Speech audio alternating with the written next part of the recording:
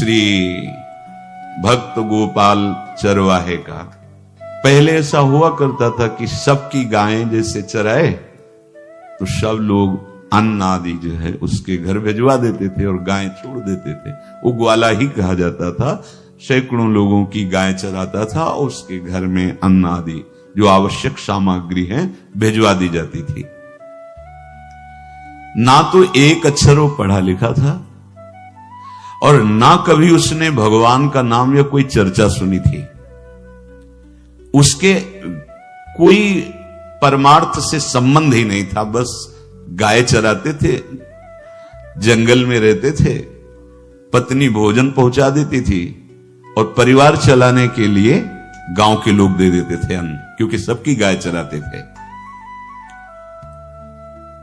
ना तो उसको किसी धर्म का ज्ञान था, न किसी साधना का ज्ञान था। एक दिन देखा जंगल से एक मंडली जा रही संतों के। वो श्री राम जय राम जय जय राम, श्री राम जय राम, ऐसे कीर्तन। संत जन पहले मंडली बना के चलते थे, तो नाम कीर्तन पद कीर्तन ऐसे। उसको बड़ा आनंद आया। उसको लगा कि इतने झूम झूम कर संत जन गा रहे हैं, किसी से बात नहीं की, पकड़ लिया। अब पूरा तो नहीं, बस उतना राम राम राम राम ऐसे करने लगा। देखो कई बार कहा है, यदि आप बिना गुरु मंत्र के भी नाम जप करेंगे तो नाम जप आपको गुरु तक पहुंचा देगा, क्योंकि गुरु प्रदत्त नाम भगवत साक्षात्कार कराता है। 50 वर्ष की अवस्था लगभग हो गई थी। कभी कोई तीर्थ याटन, धर्म कार्य, शास्त्र स्वाध्याय, सत्संग कुछ नहीं। देखो कृपा, विश्वास। अब वो अलौकिक ढंग से नाम में मिठास लगने लगी उसको। तो जोर जोर से कभी कभी नाच पड़ता, चरवाहा है ना, गाता। तो और जो लोग थे उसका उपहास करते, अरे नरक में भी ठौर नहीं मिलेगी, जिंदगी में कुछ पुण्य नहीं किया। ये ऐसे लोग बहुत उपहास करने वाले। ऐसे करने से क्या मिलेगा, नाम से कुछ हो जाएगा। उसने कहा हमने तो कभी सोचा ही नहीं कि कुछ होगा, हम तो ऐसे ही गा रहे। पर ये लोग उपहास कर रहे हैं, क्या गलत है क्या ऐसा गाना? जब तक दृढ़ ज्ञान नहीं होता तब तक माया फिसला सकती है। उसने कहा कि हम किसी लाभ के लिए, बैकुंठ जाने के लिए या कोई लाभ के लिए नहीं जपते। हमें तो अच्छा लगा, वो गा रहे थे संत जन तो हम गाने लगे। क्या सही में आप लोग समझते हैं कि ये गलत है? उनका तुम मूर्ख हो, तुम्हारी क्या समझ में आए? और उपहास करते उसका। उसके मन में एक बात आई, कोई ये प्रमाण दे दे मुझे कि ये जो मैं संतों के मुख से सुना नाम, ये परम सत्य है, ये परम सुखकारी है, और इससे क्या बैकुंठ मिल जाएगा? कोई तो मिले मुझे। और जब किसी के हृदय में ऐसी आकांक्षा होती है तो वही मिल जाते हैं जो सबके हृदय की जानते हैं। एक दिन उसने देखा जब लोग दिल्ली की हंसी मजाक कर रहे थे, उसी समय एक लंगोटी पहने हुए, हाथ में कमंडल और दंड धारण किए हुए कोई वीतराग परमहंस दौड़ा, चरणों में गिर गया। महाराज महाराज, बस एक बात आप बता दीजिए, जो हम राम राम कह रहे हैं, ये लोग उपहास करते हैं, क्या इससे हमारा कल्याण हो जाएगा, वैकुंठ मिल जाएगा? तो उन्होंने कहा, बेटा ये बहुत मंगल में भगवान का नाम है, पर हमें लगता है कि तुम्हें गुरुदेव की आवश्यकता है। यदि तुम गुरु कृपा पात्र बन जाओ तो इन उपहास करने वालों की बातें तुम्हारे मन में नहीं लगेंगी और निश्चित तुम्हें भगवत साक्षात्कार हो जाएगा। तो पैर पकड़ लिया और कहा, महाराज आप ही गुरु बन जाओ ना हमारे, आप ही हमें मंत्र दे दो। तो उन्होंने कहा, हम तो तीर्थ यात्रा में हैं, ऐसा हम नहीं कर सकते, पर यदि तुम भगवान से प्रार्थना करोगे तो तुम्हारे कल्याण के लिए सदगुरु प्राप्त हो जाएगा। इसलिए जैसे कोई पूछते हैं किसको सदगुरु बनाऊं, तुम कहते किसी को नहीं, पहले भगवान को मानो, श्री हरि को, जगत गुरु श्री कृष्ण को, फिर उनसे प्रार्थना करो कि यदि आप आवश्यक समझते हो कि सदगुरु के रूप में आप आकर के हमारा कल्याण करेंगे तो मुझे पहुंचा दो, या आप स्वयं आ जाओ। मैं नहीं खोज कर पाऊंगा, मेरी वो दृष्टि नहीं है कि मैं किसी महापुरुष को पहचान सकूं। मैं तुमसे सत्य कहता हूं, सदगुरु की जो शरण में हो गया तो उसके जीवन नौका की डांट सदगुरु अपने हाथ में ले लेते हैं। फिर उसको कोई भय, कोई उपहास, कोई लज्जा नहीं सताती। वो सुख पूर्वक इस दुखद अपार संसार समुद्र से पार हो जाता है। पर बेटा, तेरे ऊपर भगवान की बड़ी कृपा है, क्योंकि तू संतों को मानता है। तू मेरी बात पर विश्वास कर ले, अंदर से तू एकांत में रो, तुझे सदगुरु मिल जाएंगे। अब ऐसा कहकर वो अपने राह में चले तीर्थ यात्रा के लिए। अब वो खोजता, एकांत में बैठकर देखता, कभी कभी वो पेड़ पे चढ़ जाता कि कोई संत तो नहीं आ रहे हैं। अब उसके लिए वहां भोजन पहुंच जाता, पाता, गाय देखता और बस खोज करता कि सदगुरु आ जाए, सदगुरु आ जाए। बहुत समय व्यतीत हुआ, पर उसका विश्वास नहीं टूटा कि संत ने कहा था कि तुम भावना करो कि सदगुरु आ जाएंगे। भगवान सदगुरु बन करके आ गए, वही है सदगुरु। देखा सामने से बड़े तेजस्वी महात्मा बड़े तीव्र गति से आ रहे। ओह, दौड़ा, गुरुदेव गुरुदेव, चरणों में लौट गया। चरणों में जे ही गिरा तो एक बिजली सी दौड़ी उसके हृदय में। अब बात बन गई, गुरु मिल गए। वो खड़े हो गए, देखते ही सात्विक भाव उत्पन्न हो रहा है, आंसू निकलने लगे। देखते ही मन में आया कि जो संत कह रहे थे सदगुरु मिल जाएंगे, यही हमारे सदगुरु हैं। हृदय में उत्साह, आतुर आवाज, प्रभु मुझे भवसागर से पार करने वाला गुरु मंत्र दे दो। ऐसे थोड़ी दीक्षा दी जाती कि गली चलते दी जाए, दूंगा। जा पहले स्नान करके आ, फिर एकांत स्थान में बैठेंगे, फिर तेरे को उपदेश देंगे। बोला, महाराज मैं जंगली आदमी हूं, गाय चराता हूं, हमारा घर बार से कोई आना जाना नहीं, यही भोजन आ जाता है। संत ने कहा, अच्छा स्नान करो। स्नान करके आए, एक पेड़ के नीचे। भाई मैं तुझे कुछ नियम दूंगा, कुछ शर्त। तो महाराज गंवार आदमी है, ना हम आपका कोई नियम पालन कर पाएंगे, ना कोई व्रत पालन कर पाएंगे, ना कोई साधना कर पाएंगे। आप देख लो हमारी हालत। 50 साल का हूं, पढ़ा लिखा बिल्कुल नहीं, कोई धर्म कर्म नहीं जानता, गाय चराता हूं।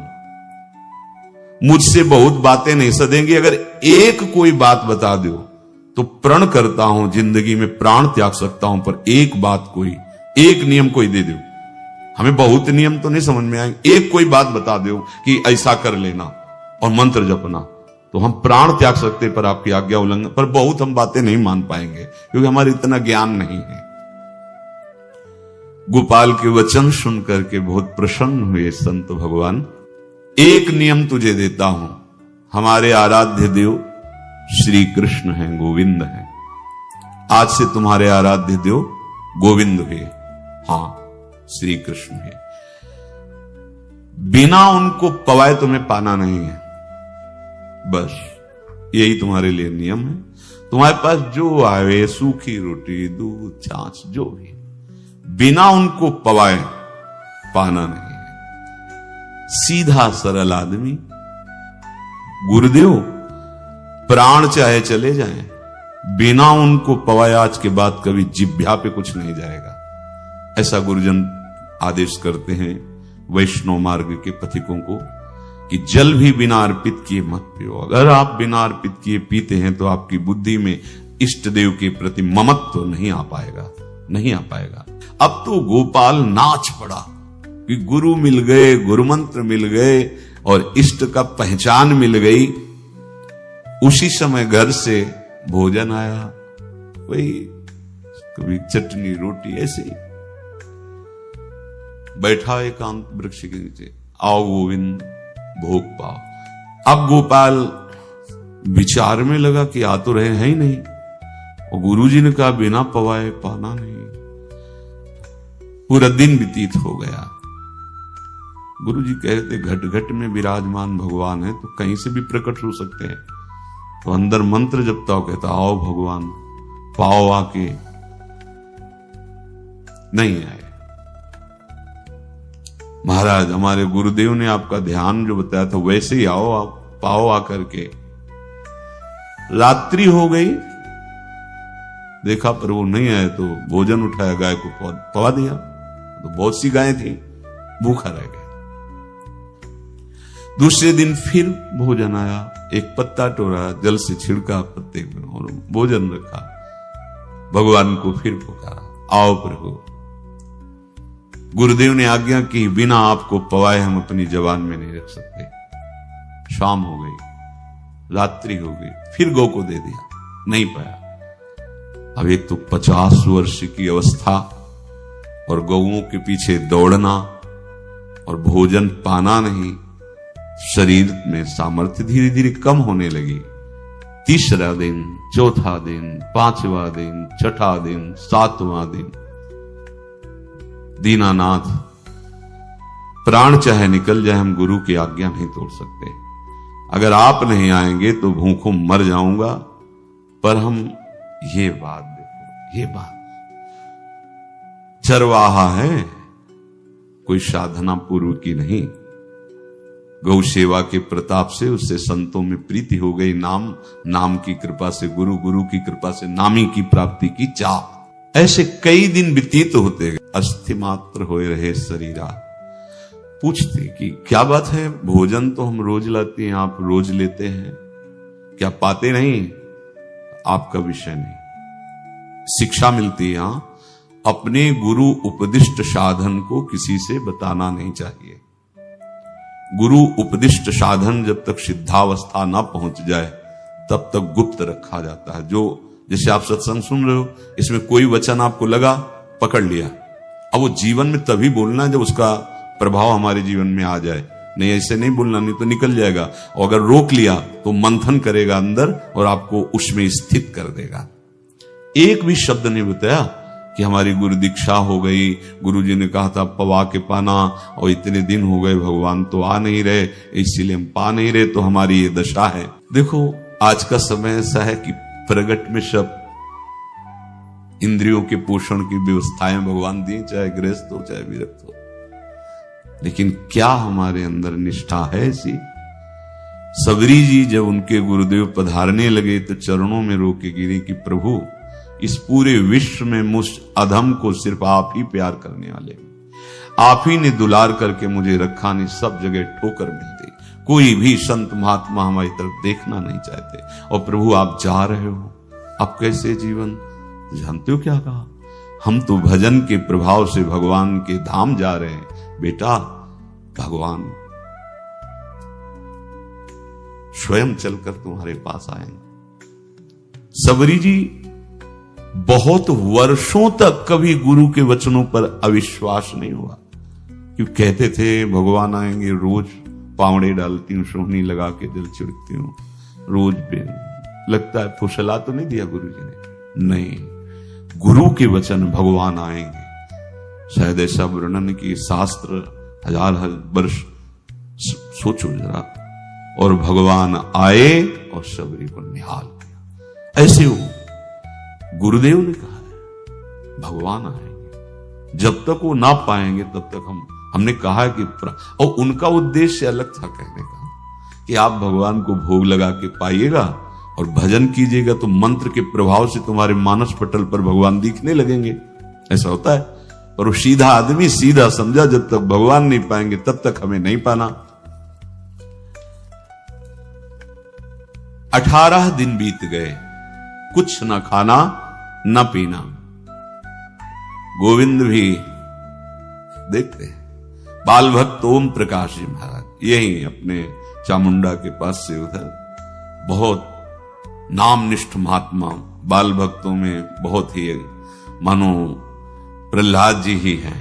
जैसे प्रहलाद जी नामनिष्ठ भगवान निष्ठ, घट घट में भगवान को देखने वाले, ऐसे श्री ओम प्रकाश जी बाल भक्त। बड़े बड़े महापुरुष गए, हरि बाबा, उड़िया बाबा, सब बस वो यही कहते कि ये श्री कृष्ण का आदेश है। फिर शायद 50 के भी ऊपर दिन गए थे, ऐसे 70 दिन। 70 दिन तक उस महापुरुष ने कुछ नहीं खाया, सशरीर अंतर ध्यान हुए, आज समाधि उनकी बनी।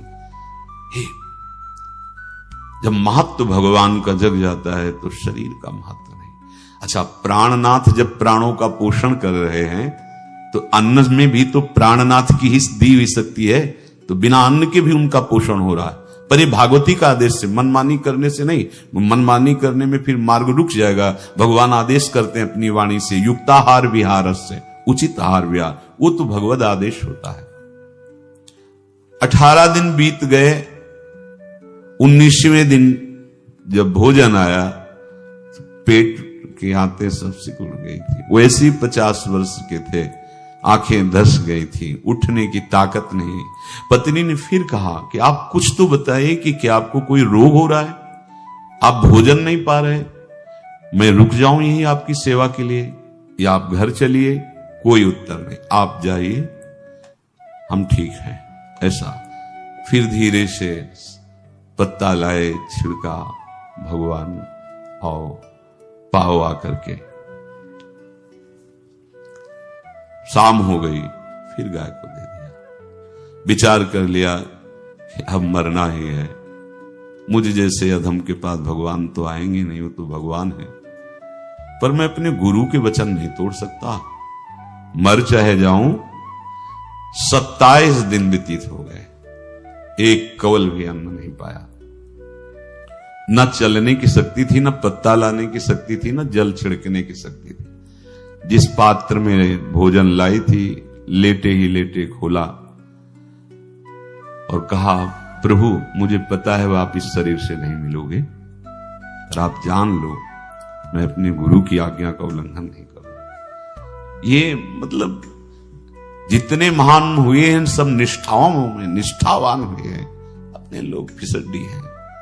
जरा सा कोई दुख, जरा सा कोई सुख, फिसल जाते हैं। प्राण अनंत जन्मों की बिगड़ी 27 दिन क्या होते हैं, क्या होते हैं 27 दिन?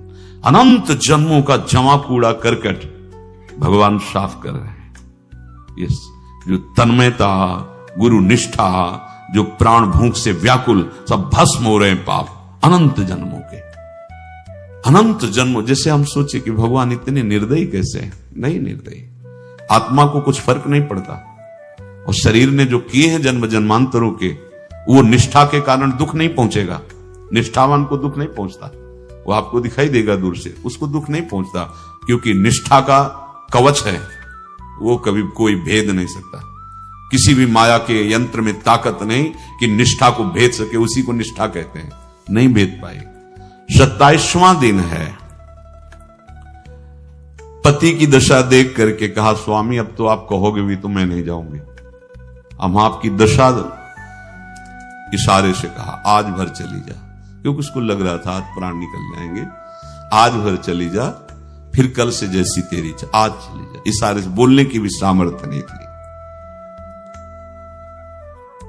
गोपाल के आंसुओं की धारा चल रही, पड़े पड़े धीरे से खोला जो भोग है, और अंतस्थल, आज बोल भी नहीं पा रहे, अंतस्थल से कह रहे, प्रभु अब चाहे आके पालो या लिवा जाके पवा देना, देख लो आप, आखिरी है, आके पालो या लिवा जाना, अपने यहां पवाना, क्योंकि हमारे यहां तो पाए नहीं आप। बड़े प्रेम से अंदर से आवाज आई, गोपाल। आंख खुली, क्योंकि बोलने की हिम्मत ने, ये अंदर से प्रार्थना की थी, गोपाल वो अमृतमय। गुरुदेव ने कहा था कि उनकी वाणी से अमृत बरसता है।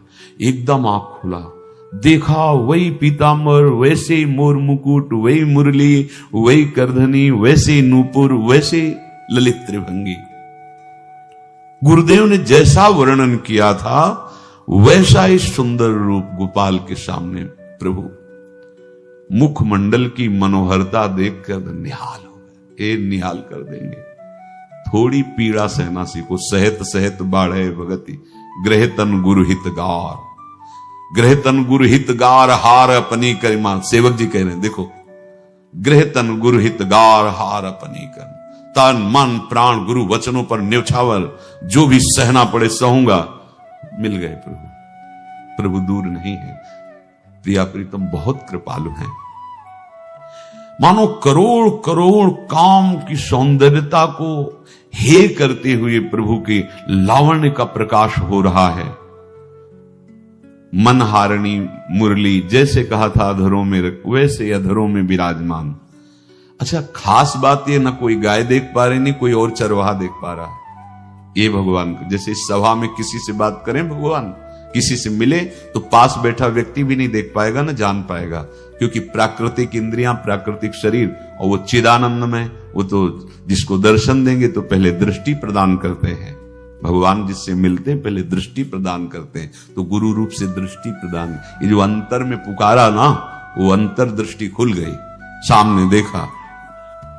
इतना सुंदर विश्व मोहिनी भगवान श्री हरि का ललित त्रिभंगी रूप कि गोपाल की आंखें नहीं टिकी।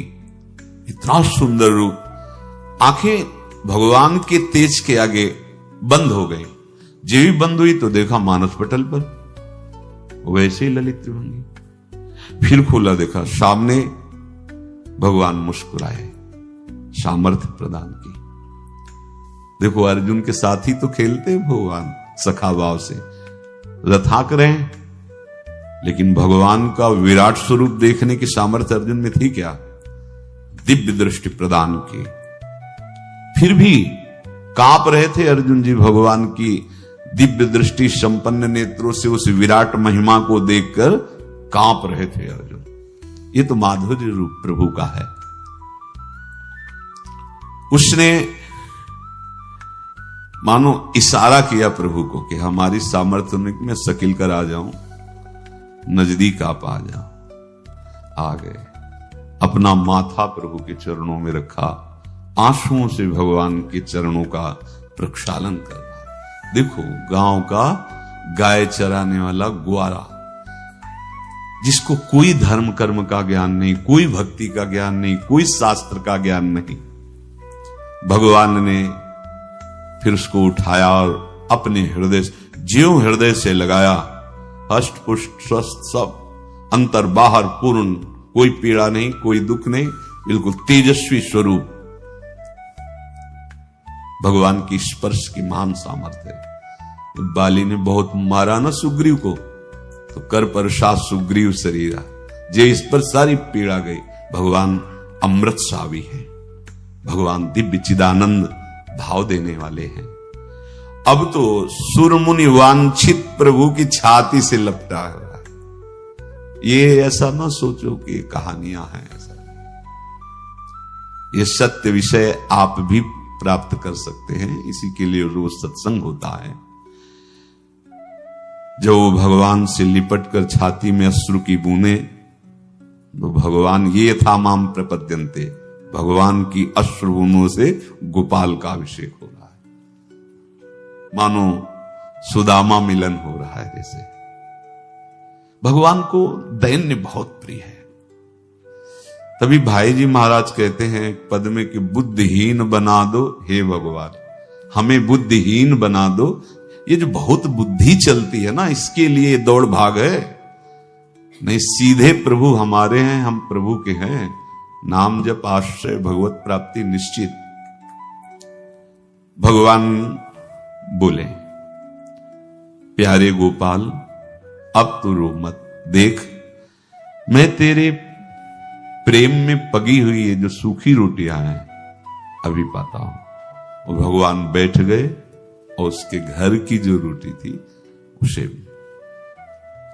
देखो, मुझे त्रिभुवन का कोई भी भोग प्रसन्न नहीं कर सकता गोपाल, मुझे त्रिभुवन का कोई भोग प्रसन्न नहीं कर सकता। इस बात को समझो। जिनको ये भ्रम हो कि हम अधर्म से कमा के 56 भोग लगा के प्रभु को प्रसन्न कर लेंगे, तो ये बात सुनो। कह रहे मुझे त्रिभुवन का कोई भोग प्रसन्न नहीं कर सकता। मैं ऐसे ही अन्न की चाह रखता हूं। भगवान के वचन, जैसे दुर्योधन का महल का सब वैभव त्याग के, स्वागत ठुकरा के और विदुरानी जी के हाथ का छिलका पाया। मैं ऐसे ही अन्न की चाह रखता हूं, भगवान कहते हैं, बलिहारी है। कभी प्यार से एकांत में रो के इनको पवाना सीखो। भले आप इतनी कटोरी में सब्जी, 2 रोटी, अगर दैन्य भाव से कि नाथ कहां आप और कहां, कैसे आपको पवाएगा। जो छवि है ना, पंखा करते जाओ ऐसे, बीच बीच में जल पिला, देखो ना, ये था माम प्रपद्यन्ते तास्तते भजम। आप जैसा मानोगे वैसा ही वो व्यवहार करेंगे, पक्का समझ लो। गोपाल जो सच्चे हृदय से मुझे पुकारता है, मैं अवश्य उसको मिलता हूं। जो प्रेम पूर्वक मुझे पवाता है, मैं अवश्य उसका पाता हूं। पत्रम पुष्पम फलम तोयम ये में भक्त्या, भक्ति पूर्वक जो पवाया। भक्ति पूर्वक का मतलब दैन्य। अभक्त में अहंकार होता है, देखो ये किया मैंने, वो भगवान स्वीकार नहीं करते। वो आपका शुभ कर्म बन सकता है, अब वो भी धर्म से कमाई की है तो, पर भगवान की प्रसन्नता का हेतु होगा दैन्य। जहां भी देखो, हमारे स्वामी को जहां भी देखो दैन्य में बिके हुए पाए गए, दैन्य में। और ये दैन्य किसी बाजार में नहीं मिलती, ये दैन्यता बनावटी नहीं होती, ये वस्तुता हृदय की होती, भगवत प्रदत्त ही होती है। पर जो संत सदगुरुदेव की आज्ञा का अक्षरशः पालन करे तो इस दैन्य का निश्चित प्रादुर्भाव हो जाएगा, अहंकार गलित हो जाएगा। वत्स, मैं किसी भी वस्तु का कभी भूखा नहीं हूं। मानो गोपाल के बहाने से हमको समझा रहे हैं, क्या चाहिए भगवान को, क्या चाहिए? कुछ भी कर लो, माना कि तुम तात्कालिक वर्तमान दुख को मिटा सकते हो, तात्कालिक, लेकिन संपूर्ण दुखों को मिटाने के लिए हरिनाम गरज रहा है, राधा नाम गरज रहा है। आपसे प्रार्थना है, समझो इस बात को। कलयुग केवल नाम आधारा। देखो, सुन के राम राम शुरू किया, मिल गए सिद्ध सदगुरुदेव, दे दिया मंत्र, बता दी निष्ठा, और मिल गए भगवान।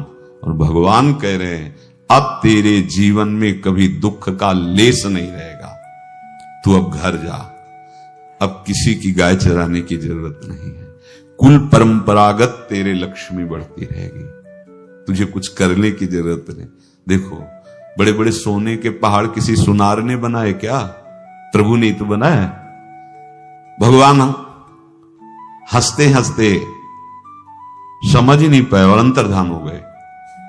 अभी गोपाल कुछ अपने मन भर के देख नहीं पाया था, कह नहीं पाया था, भगवान अंतर्धान हो गए। अब तो चिल्ला चिल्ला के रोने लगा और विवश होके आंख मूंदी तो देखा उसके मानस पटल पर छाए। अब तो राजी हो गया कि ये मेरे प्रभु ऐसी जगह विराजमान हो गए, कोई देख नहीं पाएगा, हम रोज बात करेंगे, रोज दर्शन करेंगे। नारायण या गौर श्याम को हृदय निकुंज बसइए। तो इसलिए धैर्य धारण करके, कितना भी कष्ट हो, अब पीछे मत हटो, फिसलो मत। माया अपने पार्षदों को भेजेगी। प्रभु का चिंतन छूटे वो कुछ भी स्वीकार नहीं। प्रभु का चिंतन होते हुए जो हो रहा है उनका सृष्टि का कार्य है, जो जो जिसको सेवा दे हो रहा है। हमारा प्रभु का आश्रय अगर बदला किसी व्यक्ति का आश्रय या किसी अन्य का आश्रय, बहुत घाटा हो जाएगा। अपने इस मन को देखते रहिए कि प्रभु को प्रथम नंबर में रखता है या द्वितीय नंबर में। हमें तो लगता है ये हो सकता है चौथे पांचवें नंबर पे रखता हो। अगर आपको यह वीडियो पसंद आई हो तो इस वीडियो को लाइक करें और मेरे चैनल को सब्सक्राइब करें। आगे आने वाले समय में ऐसी ही और भी वीडियोस में अपलोड करूंगा। अपना कीमती समय देने के लिए धन्यवाद।